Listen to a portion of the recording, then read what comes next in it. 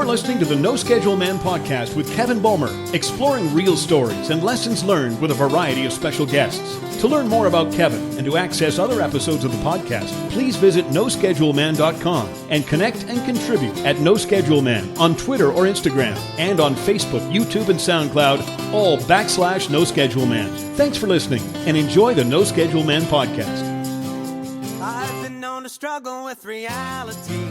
Hi, I'm Kevin. Thanks for joining me. Since the last episode with Sean Vieg of Sean Vieg Fitness a couple of weeks ago, I've had a busy time, but not necessarily because of the content that I've been able to create and share, but because I haven't been around. I was a week at Walt Disney World in Orlando, Florida, which was a birthday gift, that trip, for my sweetheart Caroline. She and I went down there with her two kids and had an absolutely wonderful time, and really interesting to me as well because I noticed that on my vision board, which I started about a year ago, there is a photo of one of the Disney castles with, of all things, Darth Vader and two stormtroopers in front of it.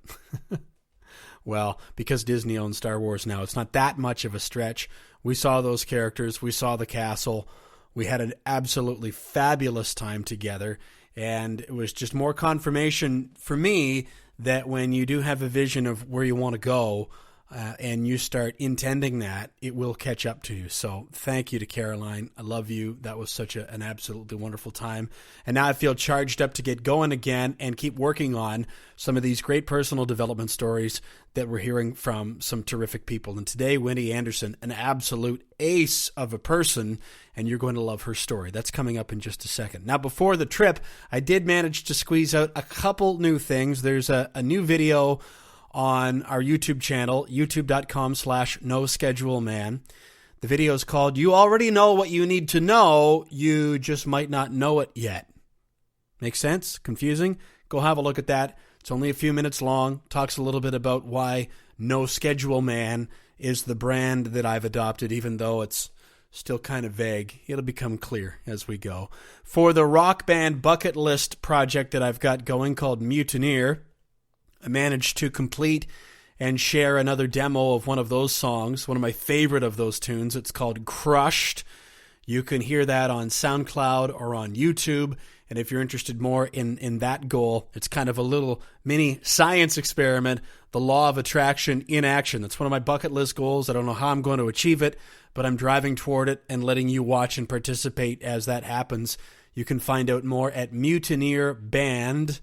mutineerband.com. As always, I encourage you to visit me on my personal development website as well, choosehopelivebetter.com. That thing is building itself up, blog by blog, video by video. We're getting there. As for what's coming up, working on some really cool stuff for the next 30 to 60 days, including working on my first keynote speech. And I hope to have news to share with you about that by the next podcast. So we'll see. Anyway, on with today's show. Today's guest is Winnie Anderson. Winnie is host of the Let's Talk Tech Show, which is a terrific podcast where she features a variety of special guests that help talk about the software, the systems, services, apps, and things like that you need to launch, run, and grow a profitable business. It's a terrific resource.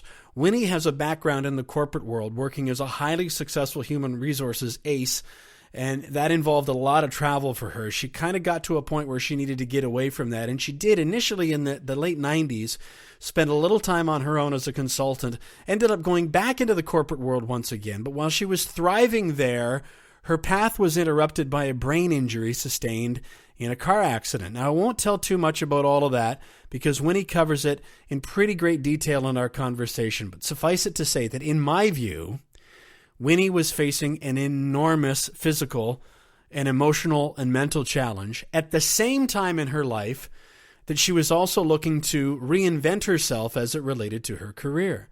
Now, these are two incredible challenges for anyone to take on at any time, let alone to take them on together. And I was really intrigued and inspired to reach out to Winnie to see if she'd be willing to share so that I could learn more about her journey and how she started to move on from some of those challenges.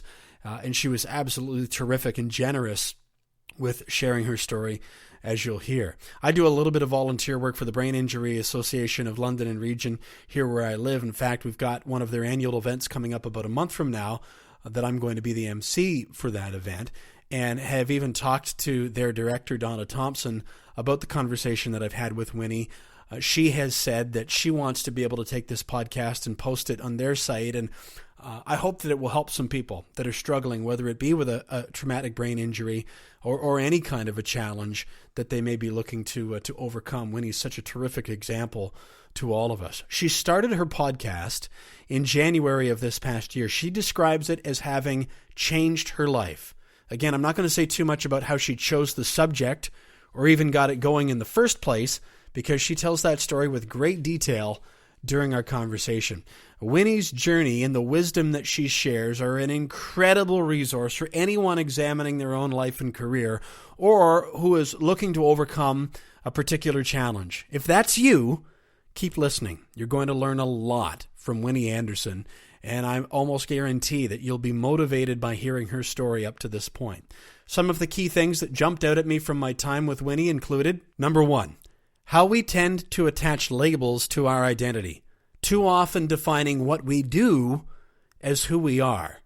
And we then set ourselves up to struggle when these labels change, whether it be through career, relationships, health, or all of the above. Now, in Winnie's case, she describes how difficult it was for her after her brain injury, when she had thought of herself as smart for so long, but following the injury, she no longer felt that way. Well, trust me, and as you'll hear, Winnie Anderson is plenty smart still.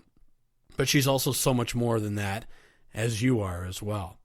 Number two, how the most significant challenges in your life can become some of your greatest gifts. But it's up to you what you do with those challenges. Winnie had the strength to view hers as an opportunity, and I invite you to listen to how she's dealt with it and what's come of it, and consider then how you may be able to do something similar in your own life. And number three, pride, or ego if you like, and how it can hold us back from doing what we love, asking the questions that we want to ask, or taking the steps necessary toward living the life that we really want to live. Winnie gave me the word pride as an answer to a question when I really thought she was going to say something else. Listen for that. She really gave me something to think about. And that word lifestyle came up again several times, just as it did in talking with Sean Vieg in the previous episode a couple of weeks ago.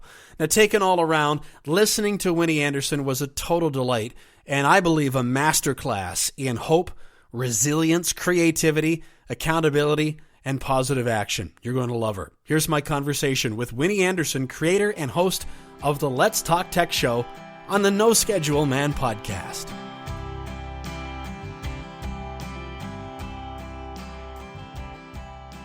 Winnie, one of the terms that I've heard you use and I've seen in the materials on your website and through your podcast is corporate escapee. I love that term. According to you, what is a corporate escapee? A corporate escapee is a person who formerly worked in a typical, we'll say 9-to-5 type of job, but of course they can work any hours. The person who is a former employee and who is no longer an employee, whether it was a voluntary quit on their part, or they were jettisoned out, or in my case, they got knocked out, which is, in my case, the result of an injury. Well, now I've got about 5 different ways that I could follow up from that. I was going to say, well, was it a choice or was it not? Or let's go this way. What made you feel like relating specifically and trying to serve others that fit the description you just gave was your path forward? Well, I think that in especially every solo practice or a micro firm, I really believe that there is an element of ourselves in our ideal client. And I think that that's because, the old saw, we only work with people we know, like, and trust. And I think that when you focus on some aspect of that ideal client that is a connection between the two of you, that it really does help establish and solidify an emotional connection. My folks have typically worked in larger corporations. So they've worked for employers with thousands of employees, say. And when you've worked for companies that big, they've got this hierarchy, and there's a language and a feel that goes with that experience. And when we're talking to an audience that understands us at our most basic level, the headaches that we dealt with or deal with, the language that we use, the challenges that we faced, I think that that's really what helps connect us to each other and helps people look at us and say, okay, I get it. That's why I should work with you. Your ideal clients have 3 questions in their head all the time. Why you? Why this? Why now?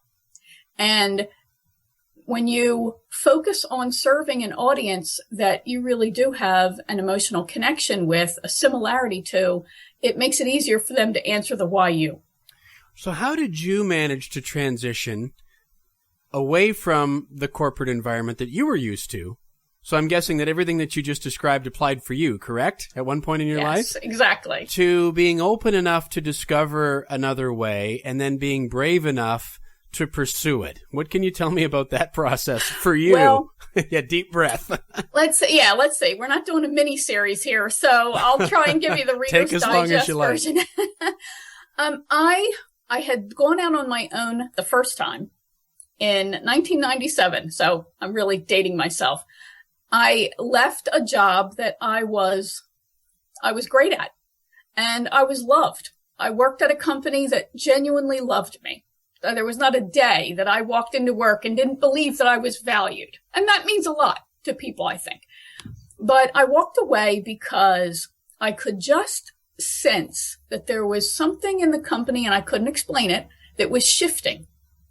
And I also felt at the same time this shift within me. I could feel myself being called to do something else, but I didn't know what it was. And at this time, the company was going through a lot of changes. It was a lot of growth. And, there's a price to pay when people love you and you're good at your job. They punish you by dumping more and more work on you, right? So at least in corporate America, they do. So I was going to be forced to travel literally 100% of the time. I would not be back in New Jersey, which was my home at the time, for a year. And I just was not at a place where that thought excited me. When I was a kid, I loved to travel, especially traveling for business. But I didn't want to do it anymore. And no matter what I said, they weren't interested.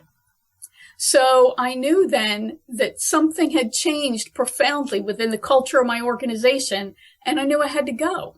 So, I thought I'd go out on my own and be an air quote consultant, whatever that means, right? And so I did. I resigned, and I did it badly. I had no idea what I was doing or how I would get clients. So I ended up going back to work. I got a job with the American Red Cross, with a large, rapidly growing chapter of the Red Cross. And I thought, this is great. I'm going to be making a difference. I'm going to be helping people and serving people. And a job's a job. And pretty soon I had been promoted 3 times in 18 months. I was about to be promoted for a 4th time. I was the director of human resources by that time, and the assistant. Really, I was going to be promoted to be assistant executive director. And I was in a car accident. And I literally was knocked out of work. I tried hard to come back, but I had a brain injury. I have a brain injury. I have a TBI. And I could not perform at the same level that I once could and that I expected of myself, that I demanded of myself. And I knew I needed to spend time focusing on my own recovery. And as I did that, that's quite the journey of self-discovery. So then I felt like, once you're out of work, you don't want to go back. And I thought, this is an opportunity that I've been given to figure out how to create a whole life and not be that corporate slave, right? And I'm not insulting anybody, but we all know those moments when we all feel like we're a corporate slave. I just felt like this was the opportunity, and I had to figure it out. So you were trying to do that at the same time that you were basically trying to relearn how to do and apply physically and emotionally and mentally, of course, everything that you already knew because of the brain injury. Yeah, I didn't know how to tie my own shoes. That's how profoundly messed up my memory was. I could not access the memory of how to tie my own shoes. So I'm going to look at this in a couple parts here, Winnie, is that the second part that you described to me, the whole process of looking at a challenge as an opportunity and being brave enough to embrace it, recognize it that way and embrace it that way, and then set about re-engineering your life and your labels and description of yourself and your vision of the future. That, in my opinion, is a monumental task that most of us are not brave enough to be able to take on just when things are going along, air quotes, to throw it back at you, normally. But let's do the first part first. To arrive at that somewhere in the process where you're learning how to retie your own shoes, as you described it. Boy, I'm just trying to ask. I'm not even sure how we get from there to here, so we'll get there through the course of the conversation. But sure. Maybe tell me what it was like immediately at that stage, as best as you can remember, when you were at that state, sort of physically and mentally. What was life like, and how did you start to pull yourself out of that or move on from it? I won't kid you. It was awful. Yeah, I'm not going to hide it. It was awful. The worst part for me about being brain injured is that I had no idea. It was the blow to my pride. I had no idea how much of my self-image was connected to the belief that I was smart. My whole self-identity was tied around the fact that, I was an executive. I had just finished my master's degree and graduated in the top 10% of the entire school, not just the class, the whole school. And so I like to think I was a smart person. And yeah, it's demoralizing when you put your feet in your shoes and go, I don't know how to tie them. So you're faced with two choices. You can sit there and boo-hoo that you can't, woe is me, I can't figure out how to tie my shoes. Or you can take those shoes off, put on a pair of clogs and leave the house. And that's what I did. And I just really believe, and always have, that you play the hand that you were dealt. And you somehow, you're able to negotiate or create new cards for yourself, but you play the hand you're dealt, and you've got to play it as best you can. And sitting around eating Oreos and boo-hooing isn't going to get you very far. It'll make you feel good for a few minutes, but that's about it. So with the clogs on then, gosh, I'm just thinking, how scary was it to recognize that, then overcome it? Okay, here's a solution, but how aware were you of thinking, okay, well, here's what I always consider to be basic challenge that I at least right now don't have the capacity to solve. Well, you did because you came up with an alternative, but now you're, as you described, out the door. Weren't you afraid of thinking, well, what am I going to encounter out in the world that I'm going to be running into? How did you manage that? I compartmentalized. It was scary. And, when there were times when I didn't feel mentally or emotionally or physically able to interact with the outside world or to get in a car, there was no way that I was going to put anybody else in jeopardy. Right. I just wasn't. So if I felt like I just couldn't do it that day, I stayed home. But I was just very careful. And one of the key things that, obviously my faith played a big part in this. You don't go through something like this and, don't get religion, because you just don't. So my faith in myself. Mm-hmm. So I tried very hard to be continuously conscious of what I was thinking and what I was feeling as I was navigating through the beginning phases of my recovery. But I went out and bought a car in 2 weeks after the accident. I slapped on my eye patch, called my girlfriend and said, you got to take me to the car dealer. I can't stand it another minute. I have to have another car. So I just really believe that you just play the hand you're dealt. You play it as best and as skillfully as you can. And that your mind is really in control of things here. And when you allow your thoughts, and I'm not going to tell you I never had thoughts that made me boo-hoo, because obviously I did. But if you let your thoughts stew in that bad place, it's harder to get out. Recovery is easier. Anything is easier when you remain, I'm going to call it optimistic, but also realistic. I think you have to walk that fine line of, I'm going to get past this, and then recognize that, okay, I need help here, and then not be afraid to ask for it. So this was a tremendous challenge to me from an ego standpoint, because I despise asking for help and I hate appearing weak. And that there's a lot of baggage around that. But a part of that also connects with the fact that I'm a corporate escapee, because you know what corporate life is like. If you work in the wrong place, and I worked in a great place, but if you work in the wrong place and you make a mistake, you're out. And at least your reputation is on the line, right? So I just grew up as a professional with this belief that, I'm never going to let anybody see me sweat. It's just not going to happen. So it was a plus and a minus in the recovery process, though. You're, Winnie, in my opinion, delivering a master class in personal development here. I know, I mean that very sincerely. You're dropping all of these things very effortlessly that I'm sitting here just wanting to kind of shout, yes, yes, yes, exactly. And it's funny how, those of us that kind of get to that point where we want to examine ourselves honestly, but then make that effort to go forward, all have our stories of what leads us to that and what pushes us beyond it. But you touched on something there. You've mentioned brain, of course, TBI for anybody that isn't familiar, traumatic brain injury. But you also used a word in what you were just saying that I think is really important to touch on, and that's mind.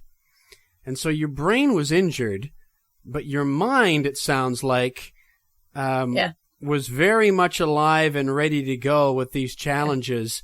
I had never until very recently thought of the two of them as different. But it sounds like you do. Am I right? Mm-hmm. Yes. Yes. How are they different for you? Yeah, and you make that's a great observation. And believe me, every single day, from the moment I woke up in the car when the EMTs were cutting me out of the car, I knew that I was hurt, but I also knew that it could have been a lot worse. And so, and again, so let's stop and think about this. Everybody's TBI is different because the brain is so magically different. And just because I have an injury in the same spot that maybe you have an injury, there's enough of a difference in there. It's not dead on exact. It's just hair different, that your response is going to be different than mine. And one of the blessings out of this accident was the fact that the injuries that I had, and primarily to the area of executive functioning, the front forehead, if you will, and impulse control, the right temple, they were nowhere near as severe as they could have been. And yes, my mind was still functioning. And that is both a blessing and a curse, because you are aware of the fact that you're not what you used to be. And that's depressing. Yeah. It can be. I'm not going to kid you. It can really be, it's just so depressing if you stay there. So I'm not the person I was. I have this opportunity to become whoever I want to be and fix the things I didn't like, or the things I'm discovering that, I probably could have been a better person. So that's why I tell people the accident was actually the greatest gift I ever got. Because, I don't know how to do basic math anymore. I can't access that memory. That's all right. I have that's what calculators are for, right? So there's enough of functioning that still plays to my greatest gifts, that it was just enough of an injury to help me make the changes I needed to make.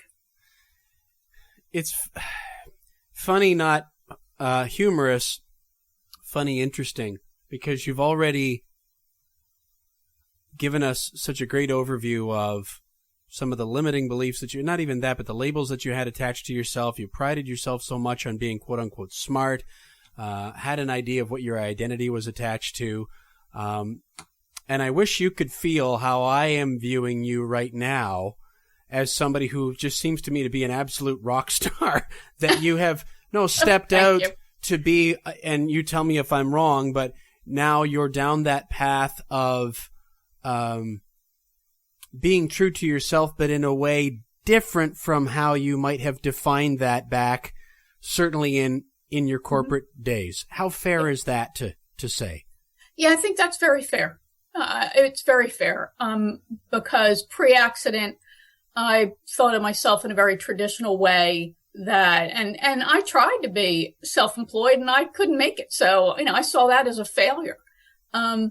So, and I don't think that everybody is meant to be self-employed. So I think that that's a learning opportunity. And all right, but I thought of myself as a traditional corporate person, and to then discover that after the accident, I really didn't have many options, to be honest with you, for a lot of reasons connected with the various issues of the injury.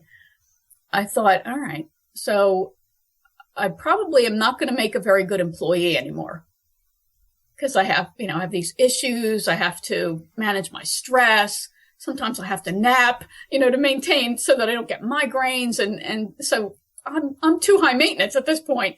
And then I also thought that in corporate life, you're almost punished for being good. You can't leverage your greatest gifts because they just promote you, and you never get to use your real gifts. You're just a paper pusher at some point. Mm-hmm. So I really felt like, and it was a long time, let me tell you.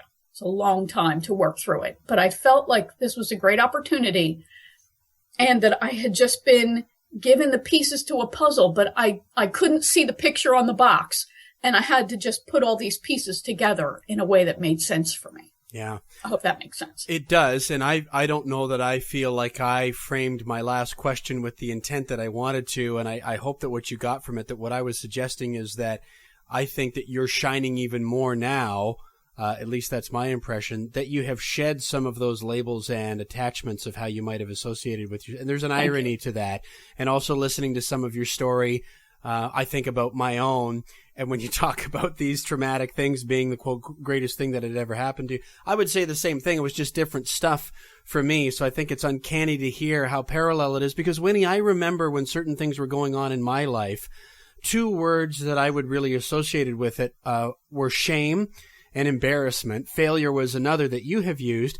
And then I would catch myself observing peers, friends of mine, coworkers that had been through something similar that I didn't have a low opinion of. I thought, well, right. I love Chris. He's been through this. Heidi's worked through this, and I don't think any less of her. But I literally had a different set of rules and opinions for the person that was looking back in the mirror every morning when I was brushing my teeth. It sounds like you had to go through that too, and are probably, like most of us, still going through it a little bit every day. Absolutely. I think that it's a never-ending journey, unfortunately. And yes, there were a lot of bags that were attached to me that I was not fully aware of. And that accident, unfortunately, rattled a lot of skeletons out of my closet to get me to address. And it really was the greatest gift I ever got. Well, I just would have liked it in a different package. I understand that. You're talking about, in my opinion, a remarkable level of self-awareness. And so when you say something like, I can't remember or don't know how to do basic arithmetic, I would kind of say, we should be teaching the self-awareness and how to communicate other than that anyway. But that's another podcast for somebody else to have. So we'll just maybe focus on our own. So let's go back now to in 97. You had jumped out into the consulting field, which you say you didn't do as effectively as you maybe could have. That's not how you summarized it, but I'm trying to be nice. And then back into the corporate field again until the injury, and now you have some rehab to do. So it sounds like there was both an established curiosity of an entrepreneurial spirit, and also you've identified a bit of a need in that opportunity given the lifestyle challenges that you were experiencing at that time. Was one more prevalent in the other than you deciding to, okay, I failed at this before, but I'm going to go now? Or was it more of a real kind of a combination over time that you had the courage to say, yeah, I'm going to take another run at it? Yeah, I think it was a combination. As I started to recover more and more and be able to have sustained memories again and be fully conscious of my opportunity, I saw that lifestyle was what was missing from my life before as a corporate person. I mean, I would work 10, 12 hours a day, sometimes more. I would just do whatever it took. And the thanks I got was, being told I was going to be forced to travel 100% of the time, so, the more and I had a lot of time to reflect. So the more I reflected on things, the more I realized that I had these entrepreneurial tendencies all along. And I started to recognize the pattern in my own behavior and how the jobs I took had this element of, yes, being part of a team, but also there was a strong independence to the positions. I was a recruiter, I was a stand-up trainer. So I wondered if there wasn't some way I could blend the two. If I could marry my greatest gifts and what brought me the most joy in the work I did with this, this lifestyle that we all get seduced by, right? The thought that, I can be independent. I can do whatever I want. And we all know when we're entrepreneurs, that's really not completely true. You have to be responsive to your clients, your own business, etc. But that control was important to me. Independence is a real strong driver for me. What were some of the bigger fears initially that were facing you when I wish you could see Winnie now. The reaction that I'm getting by your facial expression over our Skype feed tells me that there were several of them. Maybe pick the top 2 or 3. Yeah. Again, they seem to come down to ego and pride. There's a great trashy movie called The Devil's Advocate. It's one of my favorite guilty pleasures. I remember Al that Pacino. One. I love that. And Keanu Reeves. I love that movie. It's mindless, but it's fabulous. And at the end of the movie, Al Pacino, who plays the devil, who is an attorney, by the way, how funny is that? But Al Pacino says, pride, it's my favorite sin. And you know what? I think pride is really the root of all evil, not the love of money. It's pride. So all of my fears really came down to, I'm going to embarrass myself. I won't be the person that I once was, and people will think less of me because I'm not smart anymore. I won't be able to perform at the same level. And of course, then there's a self-worth. I don't have a salary anymore. I don't have a corporation telling me your work is worth X value to this organization. And so then I had to wrestle with the fact that as an independent professional consultant, I was putting myself in situations that were diametrically opposed to experiences I wanted to have, which is a fancy way of saying I had constructed a business model that was built on my selling. And while I was a salesperson at one point in my life, and I was a good one, and I think there's an element of sales in every recruiter and human resources professional because you're selling the company, I stunk at it anymore. And I realized that what made me a great employee was actively working against me as an entrepreneur. Because as an employee, it's us, it's the team, right? And as a leader, they're the folks that report to me. it's them, not me, right? You're setting them up for success. Everybody wins. But as an entrepreneur, especially somebody who is truly a solo professional, it's all you. So it's very easy to be rejected and to take that personally. And when you are riddled with self-doubt, as I was at the time, because of, just the anxiety over my injury and would I be able to recover?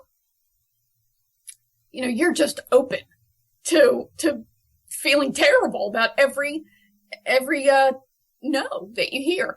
And the other added problem is that, as solo people, we're in a one-pitch softball game, right? How often do we practice our pitch when we're in the batter's box? So if we miss, we're out.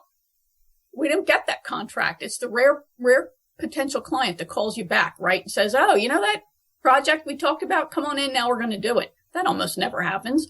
So you're just so open for depression, self-doubt, questioning your own self-worth. Can I really do this? Am I good? So yeah, just a ton of issues, and specifically around that.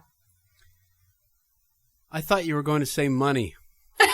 No, I'm fascinated that you said pride. Income is tied into it, obviously, when you're talking about one pitch and maybe out, because we want to know where the next paycheck is going to come from, right? But yeah, I've worked a lot in sales. And had to enter back into the workforce in sales at a time when I was at my most raw and my self-esteem was the most shot. And I think what you've just described resonates with me exactly. And it doesn't have to be sales. I've observed, and certainly anybody listening knows what it's like some days where even just getting dressed and going and facing other people, there are some days, no matter what we're doing, where we all feel like, I just can't. Yeah, it takes all you have. Yeah, and yet isn't it fascinating how, we summon the energy to be able to.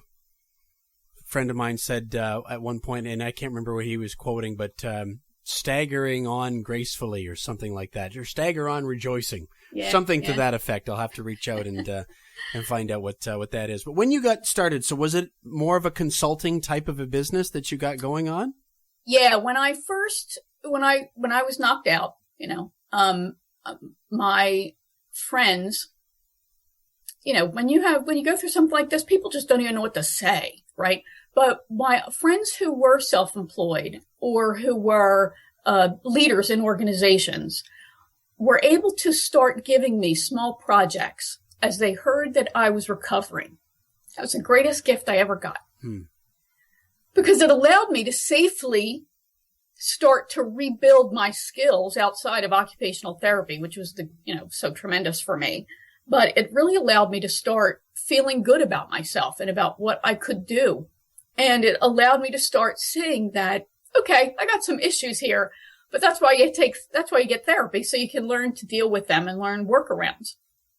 So, then I had an opportunity to teach a workshop I lived in the Atlantic City, New Jersey region, and I had spent 7 years in the casinos. So I did some work for the casinos and organizations that were subcontractors, that sort of thing. So I had gotten a request, and apparently this organization who used to give me training assignments as a freelancer, they told the company, the casino, that, well, she's been in an accident, so she can't do it. And they said, we'll wait. So they waited until I felt like I was ready, that I could teach that class for them. Again, a tremendous feeling to make you feel like you still got it, right? So you grab on to every one of those little life preservers that you can.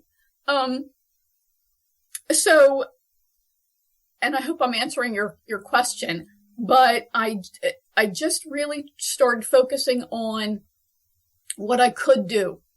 And as I started to get more confidence, I thought about writing as a way to, get my name out there in the public. So I got, my first paid writing job. And I wound up writing the cover story for a career fair supplement in the local paper. And, you know, when you get published, you tell everybody and your mom 3 times that, oh my gosh, I've been published, right? You send it to everybody. So I started to get a lot of feedback about my writing. And eventually a guy I had met at a Chamber of Commerce mixer said, listen, you are really a good writer. Have you ever thought about writing copy? I didn't even know what copy was.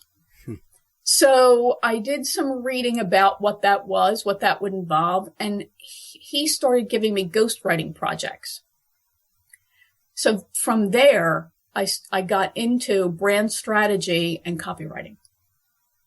So that really helped me to see there's a future for me.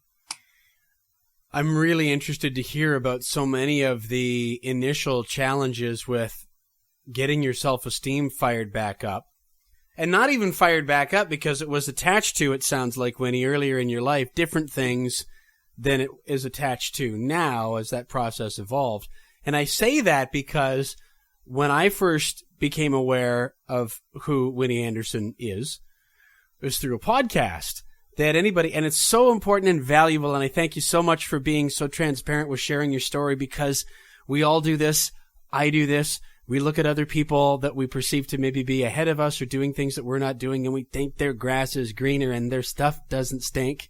But everybody has a story. When I listen to the Let's Talk Tech show, I think, wow, there's somebody that's got it together, that knows what they're doing. You're doing a fabulous job. I'm trained in radio broadcasting, and I've heard a lot of people doing podcasts that shouldn't be. So I might have just jumped us over a few chapters, and we can go back. But my point for what is eventually going to arrive at being a question here, Winnie, is to go from struggling with that self-esteem to, hey, I'm going to put myself out for the whole world. Digitally. Yeah, she's holding her head in her hands now. And to sound so confident, not just, this is the way that I'm going to go forward, but I recognize that there's a need that this might benefit you as well. And oh, by the way, I'm going to go and get you, the guest, to come and spend time with me so we can then help you, the listeners. I'm deliberately going over all this because I'm trying to shine on you a little bit. What does it feel like to hear that spoken back to you and to see how far you've come? It's hard to believe, but I can't thank you enough. Yeah, it's hard to believe. And I tell people, and I told my husband, because he was very uncertain when I said I'm going to start a podcast. A what? Yeah, first of all, he's completely non-technical, so he can't even plug in his computer. So a what was definitely the first question, but then it was, are you sure you want to do this? And because there's a lot of moving parts, as you well know. Mm-hmm. So I tell people it was the greatest therapy I ever had, because I just could not drop this ball. I mean, I just couldn't. So yes, it's been challenging at best. I do not hide the fact that I have a head injury. So I tell my guests, please don't be afraid to say, you already said that. Or, if I make a mistake, just please bear with me. So, yeah, it was, and actually one of the big reasons why I started a show for a lot of reasons. One was because I was tired of hiding. And I was also tired of struggling. I was writing, so are 9 billion zillion other people. What are there, like 3 billion web pages or something out there now? How many people are going to find yours? And I was just tired of playing small, tired of holding myself back. And I had done a lot of work to get rid of my emotional bags. And I thought, I just can't take a baby step. I have to jump into the deep end. So that's what I did with the show. I just felt like, I really didn't have a choice. I wanted to blow up my business model, number one. And I looked around and thought, no, this is the best idea I've got. And I jumped. So when was that, Winnie? It was the first Monday of the year, the first Monday in January of 2016. Really? So it's going on 9 months. So what was the timeline like between deciding to do the podcast and recording and releasing the first episode? It felt like forever, doesn't it, when you're trying to plan something like this? And that did for me. I did it at the same time that I had moved. So I moved 500 miles and was planning the show at the same time. So I started actually doing the interviews and all the prep work. It was like, I don't know, it must have been maybe 5-6 months prior to the actual launch of the show. So the first guests I had, they would like message me, is this really going to air? Are you really going to do? I'm like, yeah, no, really. I swear, I'm going to air. And so, yeah, it was, I know this is kind of a rambling response, but it was a lot. There was a lot going on. I moved 500 miles. I was planning the show and I just went with it. I just had to go with it. Part of the reason why I'm curious about that, Winnie, is personal and selfish because, as I mentioned very briefly, I have a background in radio broadcasting, and I had on my my list of many things that I wanted to do or thought I could or should was a podcast or some kind of internet radio that had been on my list for years. Yeah. And finally got tired of hiding and listening to all of the, well, you can't do that because this, or how does one ever do that? And sooner or later, like you talked about just jumping to the deep end. One of my favorite analogies is you throw yourself out of the plane and then you're suitably motivated to figure out how to open the parachute. That's exactly right. I tell people all the time, you can think about swimming all you want. You can watch swimming. You can read about swimming. You can really think long and hard about, I wish I would swim. And I bet that water feels great. But you're not going to learn how to swim till you jump in, start waving your arms and kicking your feet. It's the only way you're really going to, that's where real learning happens. It doesn't happen in the classroom. It happens in the application. So it probably took me, in all told, about 18 months to really think through the ideas. Well, what would I talk about? I had other work to do at the same time and then planning my move. What would I do? And then once I figured out the topic, that's when, in earnest, things begin. You start planning the structure of the episodes, you start doing your beginning interviews, and you start putting things into place. So you just led into what I was going to ask you next, which was going to be, how did you know which pool? Because if you're going to get into something and you have a determination that it's going to be long term, you want to make sure that you've got enough personal interest and passion about that you're on all those days where you really don't feel like doing all those extra steps, you can still get into it. So let's talk tech and the way to help the corporate escapees navigate through this whole world. How did you come to the realization that that's the direction you wanted to go? Hindsight's always 20/20. You can then go back, oh man, I wish I had realized that was a sign back there because I just drove right past it and I missed it. But I'm the kind of person who is incredibly determined, sometimes too much so. So I would never let tech or anything else get in my way. Forget it. If you tell me I can't do something, watch me. So, I would, obviously I got to figure this out. I have to create a website. All right, well, I guess I better figure this out. And I built my first website with HTML, I might add. Wow. Then then LinkedIn came out. All right, well, I guess I better figure that out. So I just had this little pattern. I love learning, and I have this added independent streak. So as I started to think about blowing up my business model, I had gone to an event where I met somebody who had a podcast. I knew what they were. I listened to them occasionally, but I never actually knew anybody who did one. So people who did it were like, gods to me. I mean, I didn't know how to do it. So, but this guy was normal. He talked about how he started a show that he knew absolutely nothing about, and he was then able to build a business around the show. So after that, I thought, man, I'd love to do that too. So, I started to think more and more about it. Well, what would I talk about? So naturally you think about, well, what's the core work that you do, right? Okay. I was a brand strategist and a copywriter at that point. So I could talk about sales because, I think I have a unique take on sales and on how to sell services. I'll do that. And then you do some research and there are like 11 billion sales podcasts, right? How am I ever going to get heard? How am I ever going to get attention? And as I started to do additional research, I'm not that original. And that's awfully hard to admit to yourself that you think you're unique. No, you're not. So, all right, out went the sales idea. Then I thought, marketing, right? That's related to sales. And hey, I won an award. I'm a brand strategist. So, and I have a unique take on it. So I start doing some research. There are twice as many marketing podcasts as there are sales podcasts.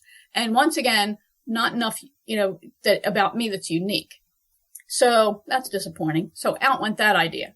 So the next idea I had was something that was just, really out there, something tied towards personal development and again, helping people improve. So that's just a recurring theme for my life and my overall approach to anything is how can I help others learn and do better? That's a little HR person in me. So as I was thinking this idea and I'd run it past some people, I didn't get any excitement out of them and I didn't feel that excited about it either.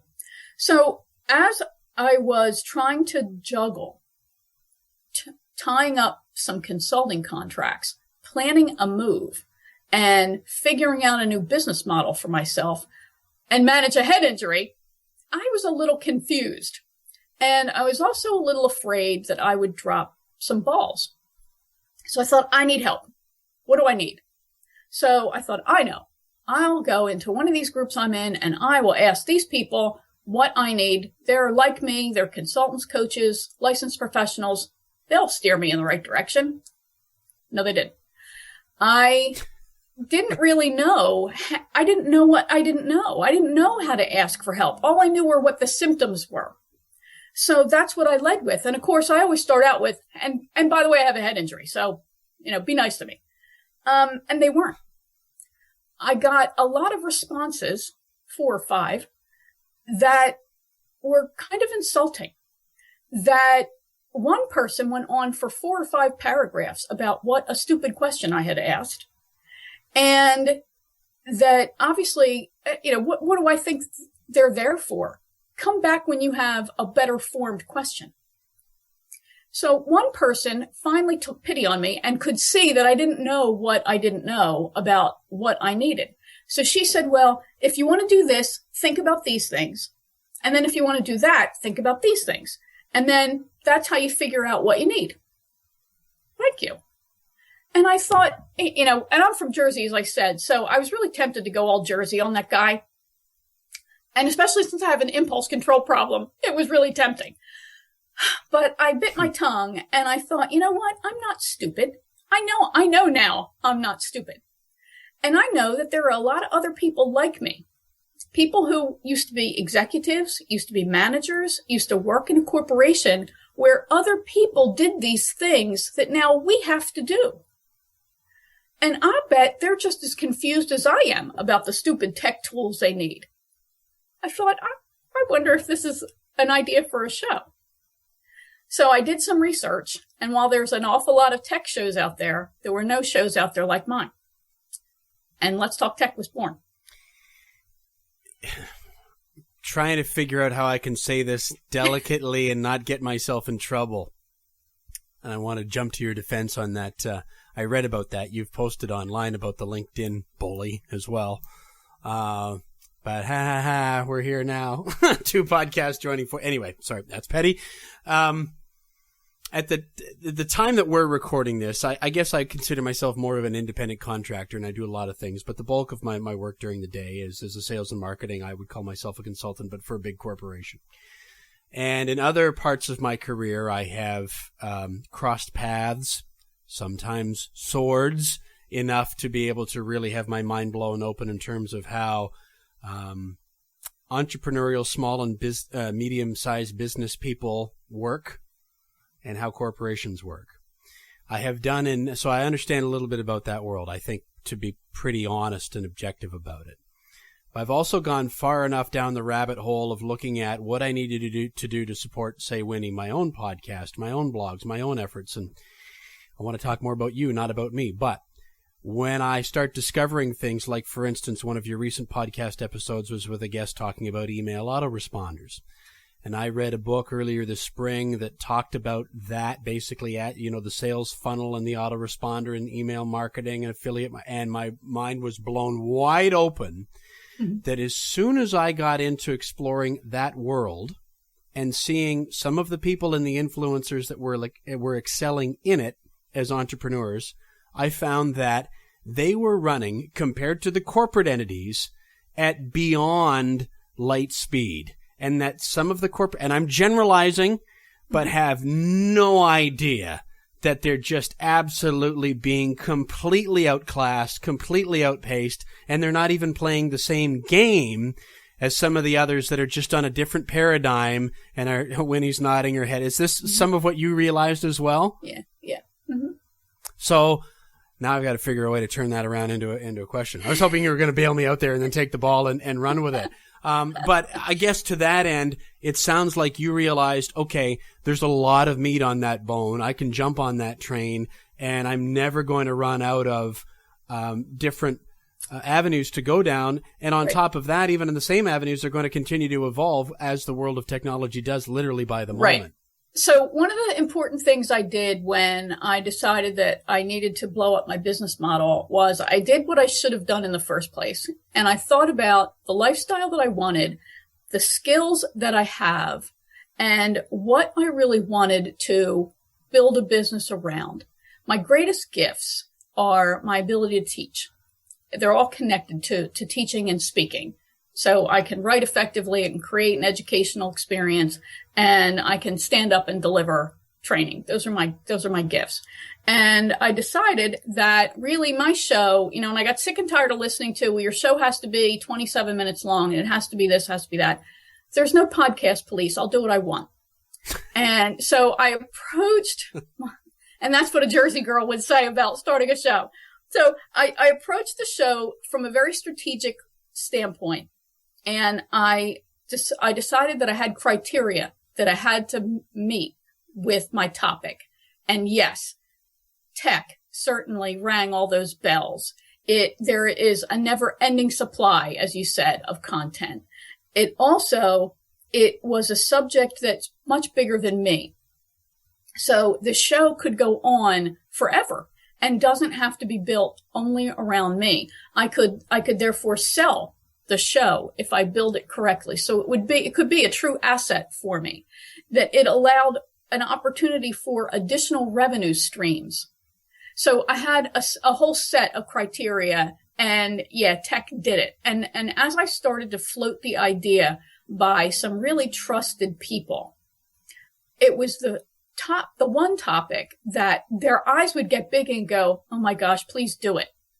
Because nobody understands technology. They really don't. Yeah, and the way that you have framed it for anybody that's interested, but targeted more toward the corporate escapee.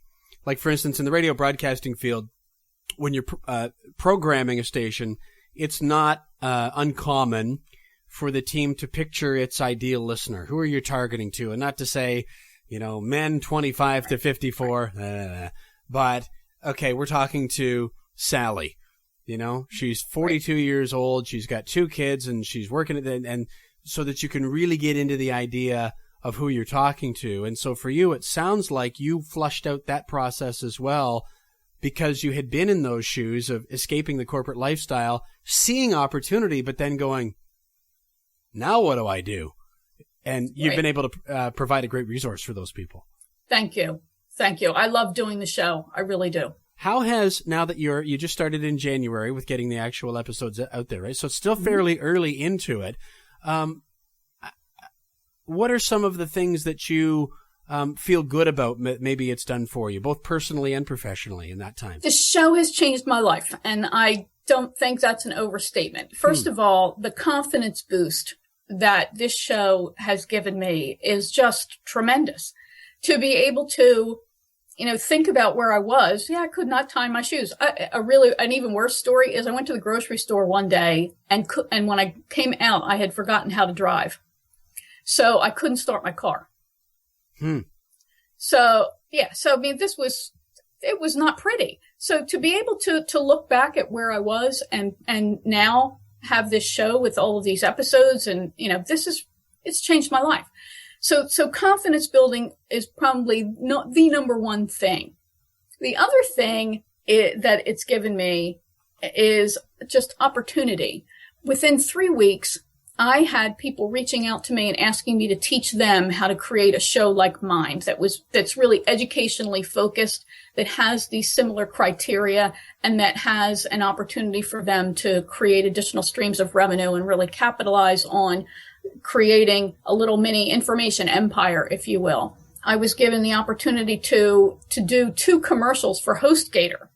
I had people who had never returned my emails suddenly started asking me if they could be on my show. It's been incredible. It really has been incredible. One of the things I was meaning to ask was how you initially sourced and then found people to be able to come on as guests when you were really discovering along with them, right? I was. Yeah, because podcasting, even though it's growing and people are certainly more aware of it, it's still, a great opportunity for people. And there's a lot of, I know what it's about, but I don't know how to actually do it. So there's a lot of fear on the other side of the mic. The guest is often very nervous too. So the first place I turned was the companies that I used, because I figured, how many people say they're going to start a podcast and then never do, right? So these people probably get approached quite a bit. So I thought, I need somebody who I've got an attachment to. So my very first request was GoDaddy, because I've been a GoDaddy customer for years. And so I pitched to them and they said yes. And as soon as I got GoDaddy, I was then able to just leverage that to the next person. So the next person I asked, or the next company, was HostGator, because that's who I use for my hosting. So I thought, how can they turn down a customer, right? So I got HostGator. So those, when you get big wins like that, the average guy says, well, sure, I'll be on your show. You got these big people. So that really did help me. So I started where I had a connection. And when I made the pitch, I certainly didn't hide that connection. And I tried to make the invitation sound like this would be a win for them, because I did know who I was going to be talking to. I have 3 segments, 3 ideal listeners. I'm one of them. So I at least knew myself and my own struggles very well. And I knew that I could put them in front of people like me, and I knew that was one of their segments too. So I did this very, very consciously, who I asked, and I didn't ask a whole lot in the beginning, just enough to get my starter shows done. And I was lucky, very few people turned me down. What have you learned about yourself in the time since you started with that GoDaddy episode? That I'm smarter than I think I am.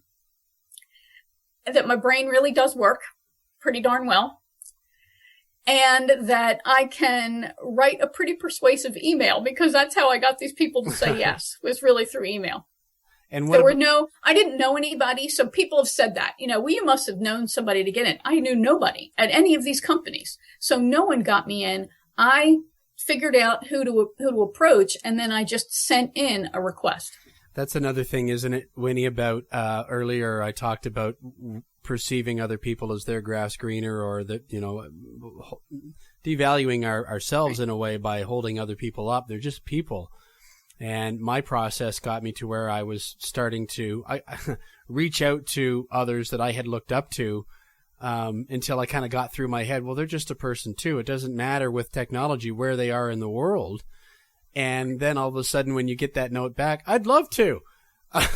It's sort of a light goes on. So exciting. It's fun. And that the people that have been a help to you, a helpful resource that then have become peers and friends is like I hope that we can consider each other now, is its own reward, even without any real contribution to feeding business or anything. And that, for me, is kind of what this is about. Is sharing stories, learning from each other, and really being present, realizing that all those theirs that are out there for us are already here. This is it. Right. And we're all dealing with the same struggle within our own context, right? But it is a fulfilling thing in that regard, isn't it?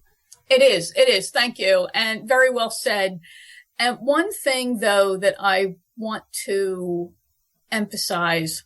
mention, is that we all do have our own challenges and our own problems. And that's probably one of the greatest gifts that having a non-visible injury gave me, was to understand that other people are struggling too. You just can't see it. You know, my psychologist, when I was going to therapy, said to me one day that there would come a day when I would wish that the accident had left me with a massive scar on my face so that people could look at me and know that I was damaged. And he was right. And it didn't take me long to have that wish. So when you have a hidden injury, a hidden limitation, at least for me, it helped me become much more sensitive and understanding to the struggle that other people were going through. So and each of us goes through our own process and our own journey, but when we hit air quotes success, or we start seeing some kind of success, the challenges, they're still there. They're just different. So there are still things that surprise me every day about running a show and creating a business around a show.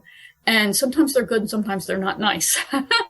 So you just have to be ready, because you're just going to have new changes and the obstacles are just different.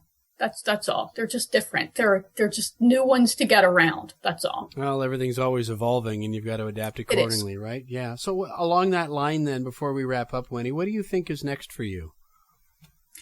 Next is to take the education that I'm providing through the show in a bigger way. So I would like to start taking subjects that we've covered on the show and creating deeper training around them and sourcing the experts in that training and then offering that to, anybody who really wants to get a little bit more focused attention around a particular subject or learn about a particular subject. And I think that while there's an overwhelming amount of information that's out there, I don't think that it's always as useful as it could be. And I would really like to, especially technology, it can be so daunting. One of the things that I heard regularly from clients when I would create a marketing strategy was, I can't do it. I can't do it because I don't understand the technology, and I don't even know how to hire somebody to do that. I can't do it. And I thought, I am not going to let you hold yourself back because you don't understand autoresponders. I'm just not going to let that happen. So I would really like to be able to offer these deeper courses that give people a better understanding, and then they can, start earning more money and growing their business much more productively. When you can latch onto a voice that you can resonate with and you trust and feel good about to be able to guide you and mentor you, and that's what you're doing for people through that process, boy, that's worth its weight. Thanks. Good for you for being able to do that. One more question for you. Mm-hmm. If there was such thing as a time-traveling DeLorean or any other device, and I could send you back to talk to the younger Winnie, what would you say to her, knowing what you know now?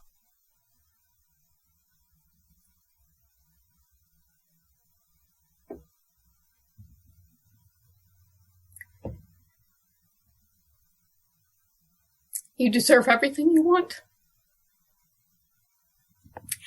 And you know more than you think you do.